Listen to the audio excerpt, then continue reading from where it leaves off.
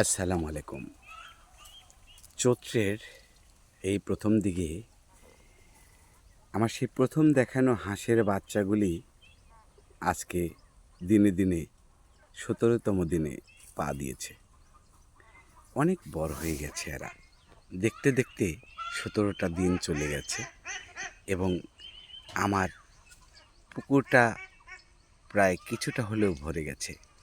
আশা করি বড় হলে আরও ভরে যাবে, পুকুরে শুধু হাঁস আর হাঁস মনে হবে। তো মাছের চাষ এবং হাঁস এটা আমি এবারই আমার জীবনে প্রথম করলাম।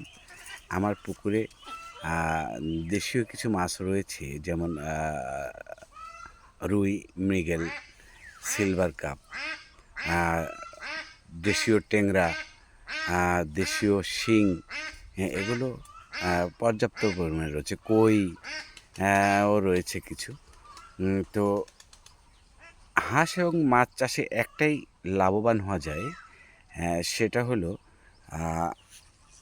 মানে হাঁসের বিষটা মাছের খুব প্রিয় খাদ্য।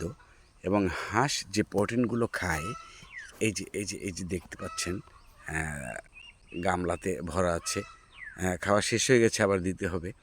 তো হাঁস এই প্রোটিনগুলো সম্পূর্ণ হজম করতে পারে না, বিধায় সে মলের সঙ্গে বের করে দেয় এবং মাছ সেগুলো খায়, আর বাদবাকি মলগুলো সব সবুজ কালার হয়ে যায়, পুকুরে ইউরিয়া সারের কাজ করে। তো তাতে মাছেরও খাদ্য অনেক কম লাগে, মানে অনেক কম বলতে 0.5%-এরও কম লাগে। যেখানে প্রতিদিন ২,০০০ টাকার আমার এই পুকুরে খাদ্য লাগতো, সেখানে এখন ১,০০০ টাকার খাদ্য হলেই হয়ে যায়। তো যখন বিভিন্ন ইউটিউবে দেখলাম, তখন আমি হাঁসের চাষ করলাম।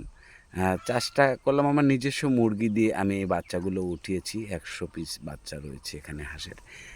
১০০ পিস বাচ্চা থেকে ছোট পরিসরে আমার, যেহেতু আমার চ্যানেলের নাম হচ্ছে অঙ্কুরে কৃষি, তার মানে আমি খুব ছোট একজন কৃষি উদ্যোক্তা। তো আপনাদের সহায়তা পেলে এবং সাপোর্ট পেলে আমি অবশ্যই ধীরে ধীরে বড়সড় ভাবে এটা করতে পারবো। আমার খুবই ইচ্ছা।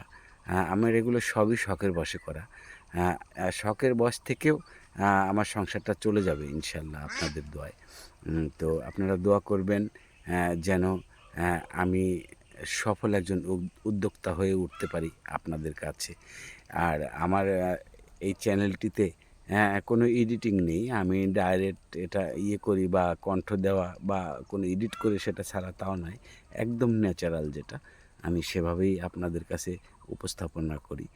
আমার চ্যানেলটি যদি ভালো লাগে, আপনারা সবাই একটু দয়া করবেন এবং আমাকে একটু সামনে এগিয়ে দেওয়ার চেষ্টা করবেন।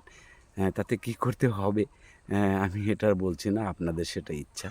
যদি ভালো লাগে, আমি ছোট একজন মানুষ, আপনাদের সহায়তা পেলে একটু সামনে যেতে পারবো। আমাকে দোয়া করবেন। আসসালামু আলাইকুম।